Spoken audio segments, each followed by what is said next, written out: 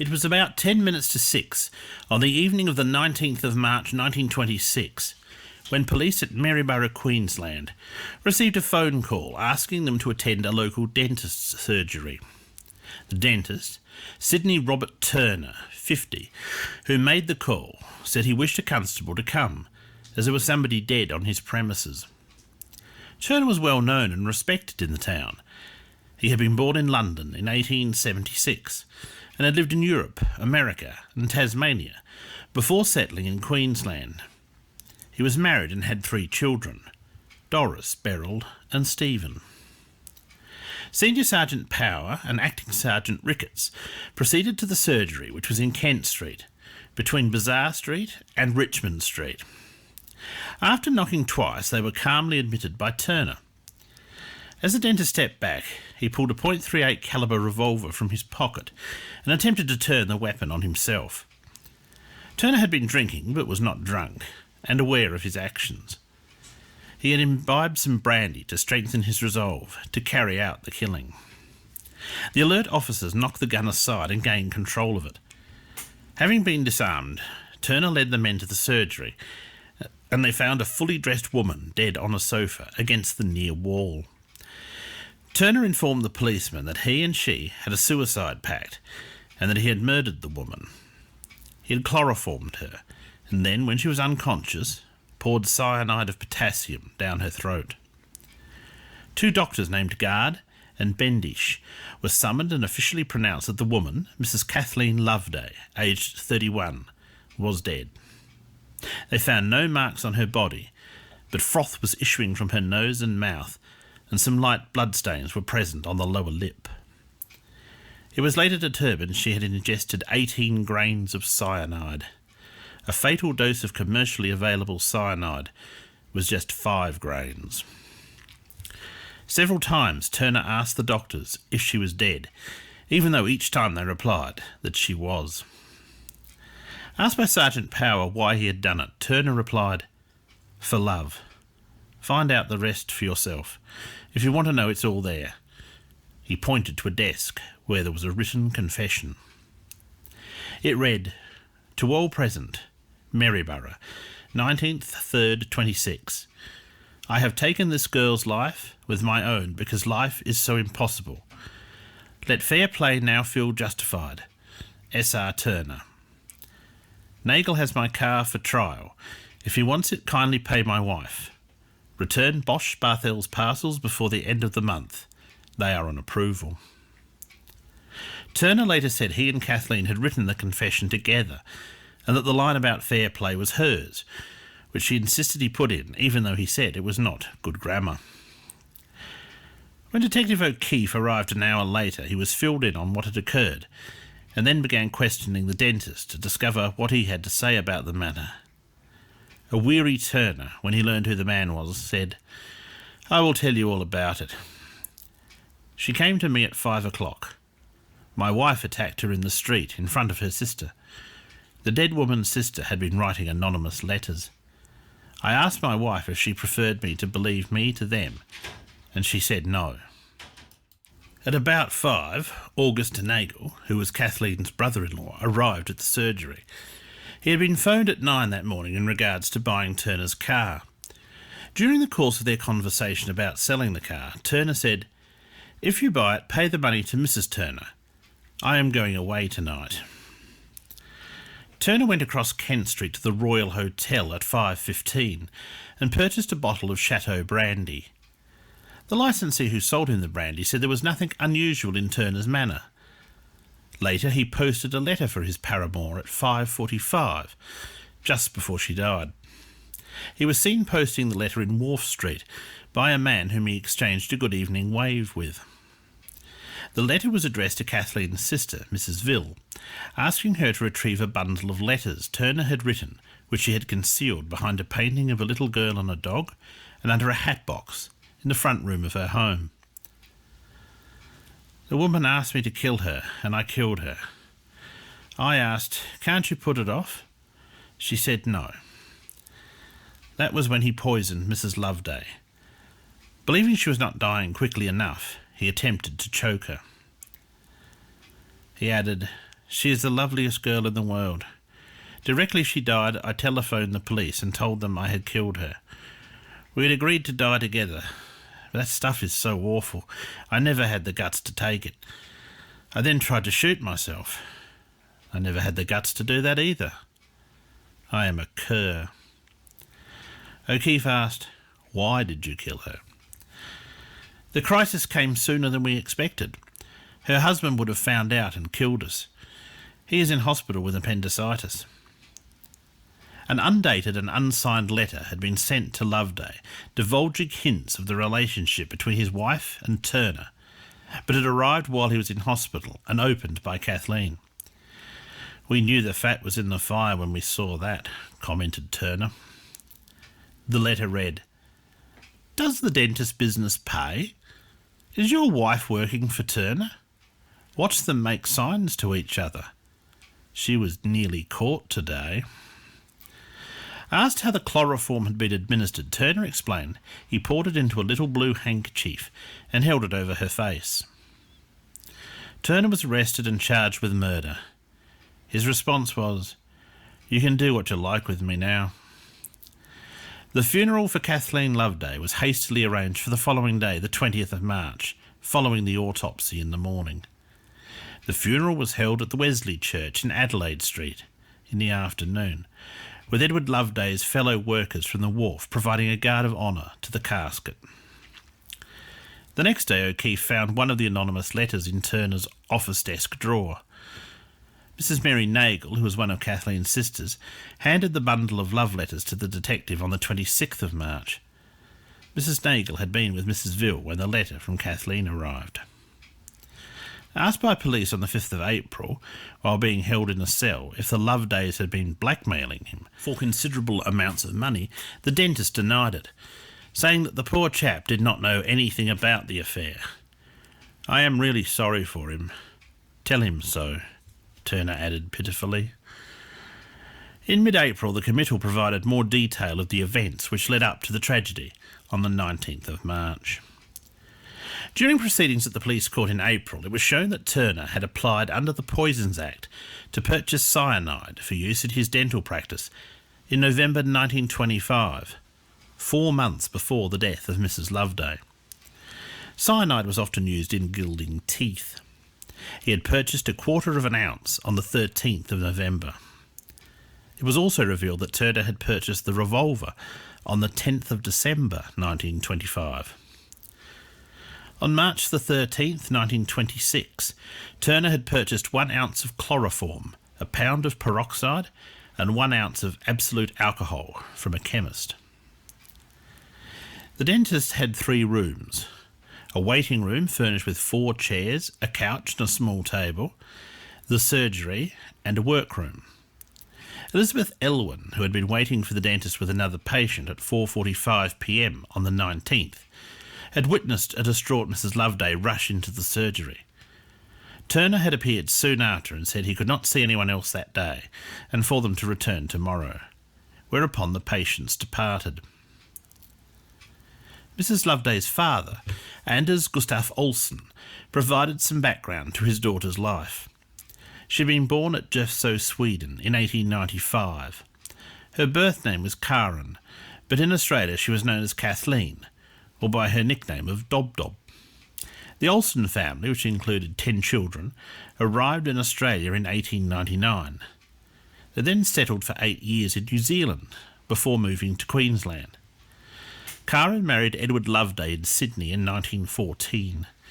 Their son, also called Edward, was born there the same year, and later they moved to Maryborough, where their daughter, Ethel May, was born in December 1917. Edward worked in the cane fields for about £120 per season, and on the wharves in the off-season, earning about £20 a month, and saved enough money to buy a worker's cottage, which he finished paying off in 1922. In 1923, Turner had extracted Kathleen's teeth and later made a dental plate for her. He had also worked on Edward and Ethel's teeth, for which payment had been settled. In February 1924, Edward had an accident on the wharf and was given an insurance payout of £215, plus £2.10 per week from the state insurance. He had won £50 on the Melbourne Cup horse races in November 1925. He purchased a rugby car in December 1924, which he still drove. He denied knowing there was any relationship between his wife and Turner, or that there had been any blackmail. Anders Olsen had seen his daughter about 3 weeks prior to her death, when he said she was in good health and spirits. Matilda Ville, sister of Mrs. Loveday, told the court that on the 19th of March they had arranged to meet for afternoon tea with Mrs. Copp, who was another sister, at 3:30 p.m. Following that, the sisters went walking along Kent Street. Matilda stopped to look in a shop window while Kathleen continued walking. Matilda looked up to see her sister and Mrs. Cecilia Turner going down King's Laneway. Mrs. Turner seemed quite excitable, and Matilda guessed something was wrong, so followed the others. They had stopped near the Masonic Hall, and when Matilda reached them, both were excited. Matilda decided to be discreet, withdrew back to Copp's shop for 15 minutes. Soon afterwards she saw Mrs. Turner on the Town Hall Green, who spoke briefly with Matilda. It was never explicitly stated what had occurred between Cecilia Turner and Kathleen Loveday, but it was rumoured that Cecilia had slapped Kathleen across the face. Deciding it was time to go home, Matilda left the area. At about 6, Kathleen's daughter Ethel came over to see her aunt. At 10 p.m. that night she received the news that her sister was dead. Edward Loveday told the court he knew the defendant. Loveday had gone into hospital with appendicitis on the 7th of March. Later, his 11-year-old son also went to hospital with appendicitis. Kathleen would visit them in hospital nearly every day. On the 19th, she had come at 1 o'clock and left to catch the 2:30 bus to go and meet her sisters. At the conclusion of 3 days of evidence, Turner was ordered to stand trial for murder on the 10th of May. He responded, "I plead not guilty and reserve my defence." When time for the trial arrived, Turner was suffering dengue fever and was unable to appear. The case was adjourned until the 2nd of August. On the 11th of July, Ruby Hull, who was the housekeeper for the Lovedays, got the children ready for Sunday school after lunch. Edward Loveday had eaten heartily and seemed in his usual spirits. After the children left, he told Ruby that he might go over and visit the Villes, and added, "Be home ready to have tea ready by 5. When she left, Ruby called out, "Goodbye."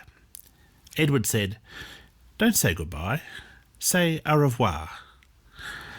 The Loveday's 8-year-old daughter Ethel returned to the family home in Palace Street. When she arrived, she made a grim discovery. Her father, unable to cope with the grief of losing his wife, had taken a pea rifle and shot himself in the left temple. She ran from the corpse of her father to alert neighbours, crying out, "Daddy's shot himself." William Verder and Albert Gibbs, neighbours of the Lovedays, hastened to the house and found Loveday sitting in a corner of a room, in front of a mirror, a rifle on the floor beside him. Police were called, and they found a letter from Edward addressed to his mother. It began, "To Mum, with love. I now take my life, as I find I cannot live without Kate, as everyone seems to look down on me. I don't mean you. You have been very good, and I hope you will look after the children." There followed instructions to do with his will and disposal of personal property, before concluding, "And now I ask that you will do me the greatest favour, that is, to have me buried with Kate. And now, goodbye. I hope to see you in the next world. Yours, Ted." During police court procedures, Loveday had been noted to be melancholy. He had apparently been unable to face the approaching trial in a fortnight's time, where he would have to give evidence. The trial took place in early August, when the facts were presented again. Despite Turner having said he would rather face jail than returning to his wife, whom he referred to as the old hen and the old cow, he shamelessly allowed her to pay for his defence, and while on remand in jail to bring him delicacies, and to wash and mend his clothes. Due to the death of Edward Loveday, little emphasis was placed on the state of the marriage, which had been hinted was less than happy. Loveday had been accused of being violent with his wife at times. Kathleen had been much more attracted to the man who killed her, on one occasion sobbing when he referred to a heart condition which he had. Contents of the letters between Kathleen and Turner were read out in court, where Kathleen had written asking him to kill her if they could not be together. Turner's lawyers argued that a rational man would not kill the object of his affection, and that therefore he was not sane at the time of the murder. Other passages in the letters, although considered out of context, provide some insight into the thoughts being shared by the two lovers. Referring to Edward Loveday, who Turner called Old Pickles, he wrote, "I am sorry that beast has been upsetting you again. We will have to wipe him off the landscape. He is only a blot on it." His loathing of the man who stood between him and Kathleen was expressed in another passage in which Turner spat. "One would have to fossick for days over a rubbish heap to find anything like him. What a rotten world it is." In another emotion-drenched epistle, Turner wrote, "I've waited till 4 o'clock and have given up hope. You said you would not come if he was knocking about town. I conclude he's made another day's drunk of it and will make you put up with another night of misery. The mongrel wants teaching a lesson. If it wasn't for the show-up, I could get him the biggest hiding he ever had. If he goes on too long, he will arrive home without any face, which would be an improvement in a way." In the same letter, Turner proclaimed his passion for Kathleen in lines of purple prose. "I love you and worship you. I want nothing and nobody but you. I am all and only for you. If you gave me up, I could no longer live. When you look at me, I thrill, and when you crinkle up your eyes, I feel the bottom has suddenly fallen out of the balloon. Ever feel like that, pet? You may have on the sofa. My little essence of sweetness, I know I cannot live without you. The thought is awful, but what would reality be like? My little girl of the queenly gait, supple of form and fragrant as the cherry blossom, peach's blue complexion, sweet carmine lips, painted with nature's brush." After a 4-day hearing, the jury went to consider the evidence, while a courtroom crowded with onlookers and hundreds more people outside waited. The judge had instructed the jury they could return one of 4 verdicts: guilty of willful murder, guilty of murder, guilty of manslaughter, or not guilty. At 8 p.m. on the 6th of August 1926, the all-male jury delivered their verdict. Sidney Robert Turner was guilty of murder.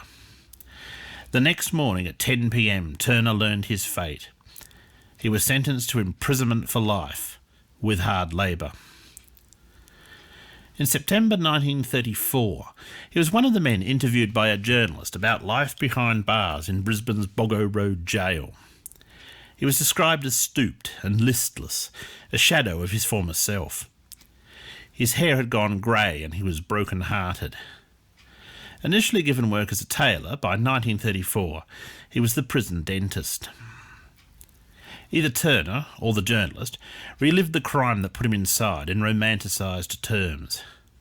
Instead of having cyanide poured into her mouth while unconscious, now the two who could not be together in life, and so vowed to die together, were both awake.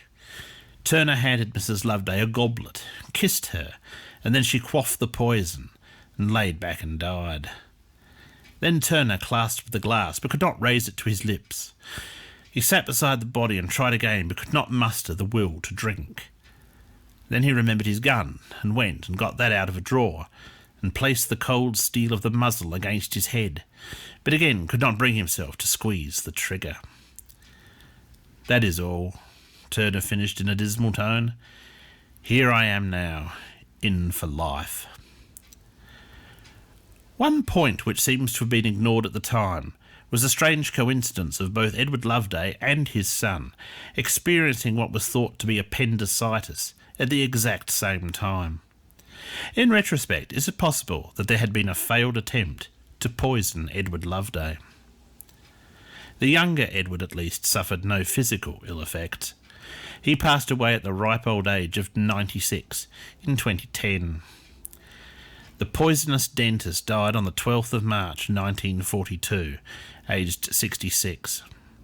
His rejected wife, Cecilia Turner, passed away on the 19th of August 1954.